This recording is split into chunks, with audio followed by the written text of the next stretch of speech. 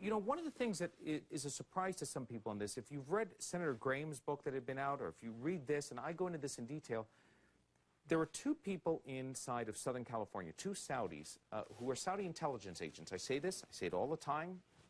They haven't sued me. They keep denying it, but okay. One of them, Bayoumi, was working for the Saudi Civil Air Aviation, a government agency, receiving $2,800 a month and never appeared at work. It was a fake job in which he got money to live on. He was reporting on Saudi dissidents in Southern California. That was his role. The second person was Omar Baznan. These two, also a Saudi intelligence agent in Southern California. Now, this is very interesting. Two hijackers come into the U.S. who were involved in 9/11, al-Mihdhar and al-Hazmi. They were at a summit meeting in Malaysia, in Kuala Lumpur, in December of 1999. The CIA knew that these two men from the Middle East, they didn't know who they were at the time, were traveling up to Malaysia because they had picked up intercepts of a known terrorist leader in Malaysia talking to these two guys in the Middle East. They asked Malaysian intelligence to monitor the meeting. Malaysian intelligence videotapes it, but they don't have any audio surveillance. The CIA then gets pictures of these two men from the Middle East. They run them through all our computers here in the U.S., and they identify them from visa pictures because they have permanent visas to the U.S. And they come and they enter the U.S. in January of 2019, months before the 9/11 attack. So al-Hazmi and al-Mihdhar are in the country. Now, there's a little problem on it because the CIA doesn't tell anyone and no one knows about it until a month before the attacks, even though they're living openly in San Diego and they have driver's license in their own names and they have Social Security cards and they buy a 98 Toyota Corolla and they open up bank accounts at the Bank of America. That's another story. But here's the interesting part about the Saudis. The day that these two men arrive at LAX, they leave LAX and they said, let's go to a restaurant. We're hungry. So they go along and they find what looks like a Middle Eastern restaurant. They go in there. Now, on that same day, Bayoumi, who is a Saudi intelligence agent, goes and stops at the Saudi embassy, at the Saudi consulate, and then goes out and says he's hungry. So he drives like 40 miles out of his way and ends up at the same restaurant.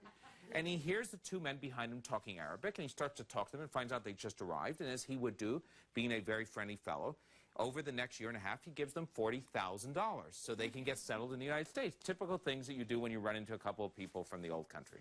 Now, the second fellow involved, Baznan, who had hosted a party once for Sheikh Abdul Rahman, you know, the one-eyed cleric who was convicted for the Day of Terror plotting in New York, Baznan's wife has thyroid surgery in '98, and she applies for charity from the Saudi embassy, which they do. They give it away. And Prince Bandar's wife gives her money, $2,500 or $3,000 a month in '98 for her, toward her, offset her costs.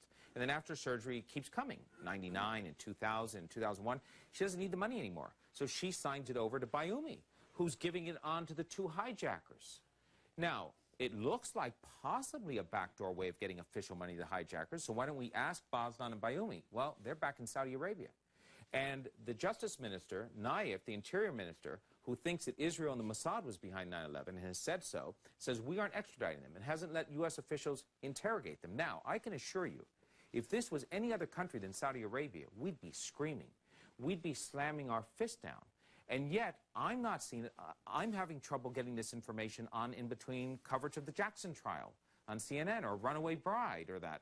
So, you know, it is a frustrating process because we will focus on this issue if it is given to us on a silver platter.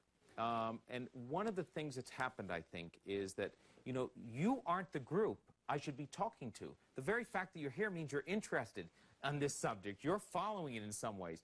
The people that should be listening to it are somewhere outside, but, you know, you can't do it. So that, in a sense, we're talking to ourselves. But it's a very frustrating process. And I don't know if those two people are involved in 9/11 or if they knew what the hijackers were up to or anything else, but I know we don't have the answers to it. And are we pursuing it? Evidently not. Yes.